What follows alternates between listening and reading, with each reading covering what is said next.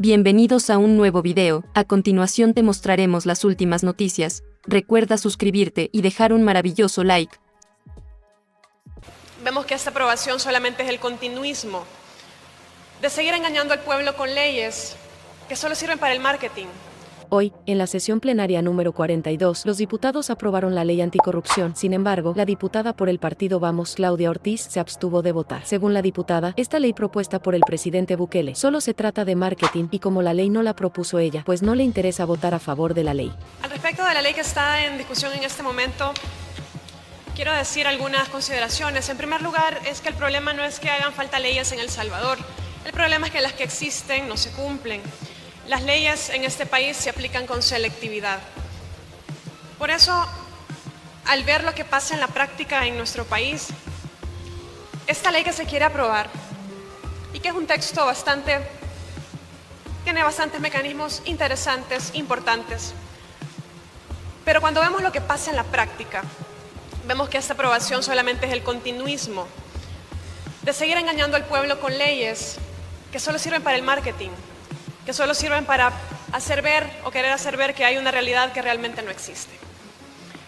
Y para mostrar algo que no es acorde en lo que realmente es la práctica de quienes están en el poder. Y doy algunos ejemplos. Casi toda la información pública relevante para poder detectar actos de corrupción en el país tiene reserva de hasta 7 años. Quiten la reserva. Se conoce que en los últimos 5 años ha habido una gran cantidad de casos de corrupción, muchos de los cuales la misma CICIES fue también quien los evidenció y dejó planteados. CICIES que tuvo que ser prácticamente expulsada del país luego de que se conocieran estos hallazgos. Una gran cantidad de funcionarios públicos también señalados en la lista Engel. ¿Y qué hicieron? Se burlaron y no tomaron cartas en el asunto. También hablan de protección a los denunciantes, pero fiscales del caso como Catedral tuvieron que salir exiliados del país debido a acoso y persecución que sufrieron por participar en estos casos. Periodistas que han sacado a la luz diferentes casos de corrupción han sido intervenidos en sus celulares con el software Pegasus. Ustedes mismos, colegas, diputados y diputadas, han aprobado en esta Asamblea Legislativa también leyes que prácticamente permiten grandes espacios para la corrupción, como por ejemplo reformar leyes de compras públicas para que los mismos funcionarios públicos puedan venderle al Estado, o crear esquemas donde se crean sociedades anónimas que pueden ser contratistas del Estado y los cuales no sabemos sus accionistas, por ejemplo la constructora El Salvador, cuyos accionistas hasta este momento son un secreto. Se les pide aquí en la Asamblea Legislativa que vengan los ministros a dar cuentas, que vengan los ministros a dar explicaciones de, por ejemplo, cómo se ha ocupado el dinero que debería estar usado en escuelas y eso la población no lo ve y ustedes se niegan. Se les ha propuesto también que se reforme la ley de acceso a la información pública y que la reserva de información no sea de 7 años, sino de 3 años y que pueda ser justificada de una manera muy rigurosa y se niegan. Entonces, al final, el problema no es el texto de esta ley, el problema es quiénes la van a aplicar. Gracias, colegas.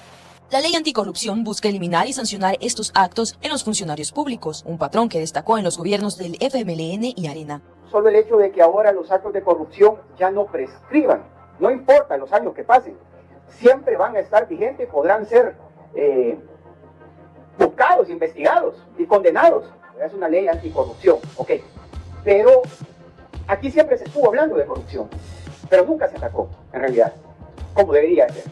Como ustedes lo dijo, a partir del 2021, que gracias a Dios y al pueblo salvadoreño, la correlación en esta Asamblea Legislativa cambió, nosotros venimos a tomar ciertas medidas que comenzaron a cambiar ese rumbo en el que seguramente ahorita llevamos como país.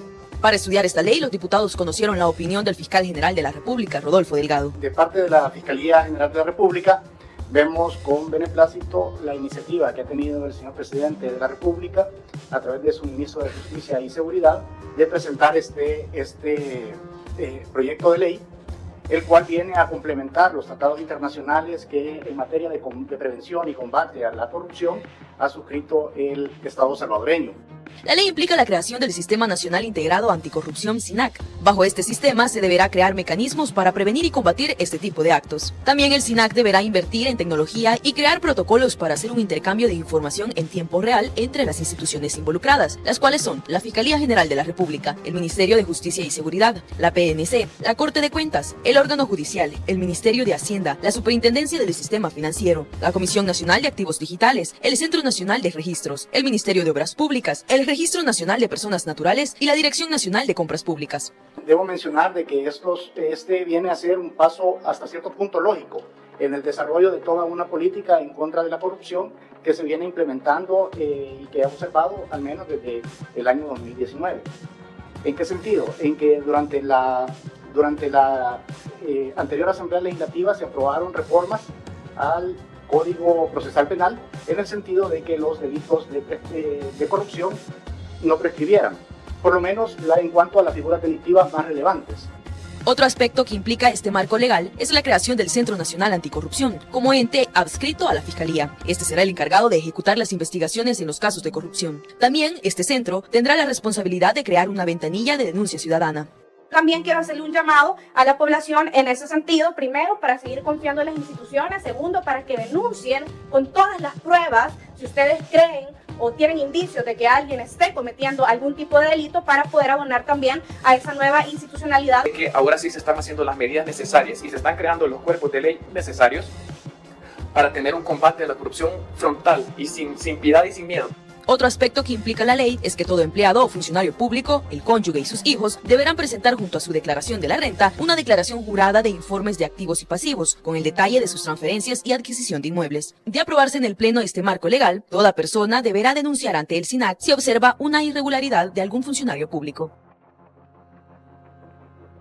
Así es, como ya lo mencionabas, Michelle, queremos presentarles una nota donde la Comisión de Seguridad Nacional y Justicia evaluó una profunda reforma al Código Penal, donde en esencia se están incrementando las penas para los delitos de corrupción. Todos deberán pensarlo 2 veces antes de tocar el dinero de los salvadoreños, ya que los delitos de corrupción ahora tendrán más años de cárcel en El Salvador. Estos delitos, que pueden ser cometidos por funcionarios, empleados públicos o agentes de autoridad, serán endurecidos con una reforma integral al Código Penal, enviada por el presidente Nayib Bukele a los diputados. A la Comisión de Seguridad Nacional asistió el fiscal general de la República, Rodolfo Delgado, quien explicó las implicaciones de esta enmienda a la ley penal, que busca castigar con mayor fuerza a los corruptos. Todos los delitos se están equiparando a delitos de naturaleza grave, ya que en todos ellos se están incrementando las penas. Esta era una deuda que existía en administraciones anteriores, ya que algunos de estos delitos, el umbral inferior no superaba los 3 años, incluso llegando al absurdo de que algunos de ellos eran sancionados con 10 multas. Por ejemplo, el delito de peculado, que es la apropiación o desvío de fondos, actualmente establece penas en función del dinero defraudado por un funcionario. Hasta 100,000 colones, de 6 a 8 años de prisión. De 100,000 a 500,000 colones, de 8 a 10 años de prisión. Y por más de 500,000 colones, de 12 a 15 años de prisión. Con la reforma se estarían actualizando las cuantías a dólares e incrementando las penas por este delito, quedando de la siguiente manera. Peculado de 0 a 10,000 dólares sería sancionado con 6 a 9 años de cárcel. De 10,000 dólares a 100,000 dólares, de 9 a 12 años de prisión, y el peculado por más de 100,000 dólares será castigado de aprobarse la reforma con 12 hasta 15 años de prisión. Otro ejemplo es el delito de enriquecimiento ilícito, que se trata del incremento no justificado en el patrimonio de funcionarios, empleados públicos o agentes de autoridad. Actualmente tiene un castigo de 3 a 10 años de prisión y pasaría de 5 a 15 años de prisión. Y así, los delitos de corrupción cuyas penas estarían incrementándose también incluyen todos los tipos de cohecho o sobornos, concunción, negociaciones ilícitas, exacción y malversación, llegando a penas de 6, 9, 12 y hasta 15 años de cárcel.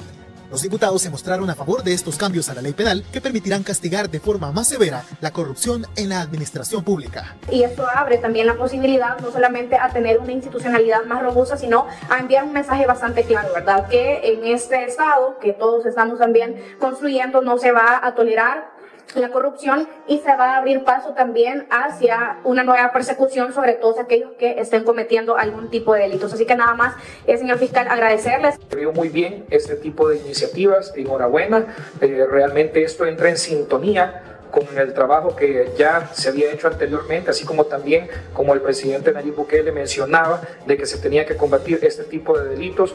Ya él hablaba de que así como se luchó con contra otros delitos graves, así también se va a hacer una lucha frontal contra este delito. Además, en esta profunda reforma contra la corrupción se están agregando 7 nuevos delitos, como ocultamiento o alzamiento de bienes producto de la corrupción, actos preparatorios, proposición, conspiración y asociaciones delictivas, encubrimiento real, encubrimiento personal, omisión de denuncia o aviso, represalias por denuncia o aviso de corrupción y el testaferrato, que se aplicará a aquellas personas que presten su nombre para adquirir bienes con dinero producto de la corrupción y quienes podrán ser castigados con prisión de 3 a 6 años. El que preste su nombre, su identidad y que utilizando su identidad de mala manera adquiera bienes con dinero que provengan de los delitos de corrupción. Esta implica una sanción de 3 a 6 años de prisión. Ahora que ya existe el acuerdo de la comisión, solo falta que los 60 diputados evalúen la reforma y la aprueben definitivamente, algo que probablemente ocurrirá en la sesión plenaria de este viernes. Diego Serna, Noticiero Legislativo. Además, los diputados de la Comisión de Seguridad en esa reunión también dictaminaron a favor de otra reforma al Código Penal y 2 más al Código Procesal Penal. Estas reformas incluyen modificar el plazo máximo de duración de la detención provisional, asegurar libertades fundamentales y lograr un descongestionamiento de los tribunales y establecer modificaciones respecto a las responsabilidades civiles de quienes resultan condenados en procesos penales. Estas reformas serán evaluadas por los 60 diputados durante la sesión plenaria de este día. Suscríbete para no perderte nuestros próximos videos. Es gratis y me ayudas a seguir creando contenido. Gracias por ver y no te olvides compartir con tus amigos.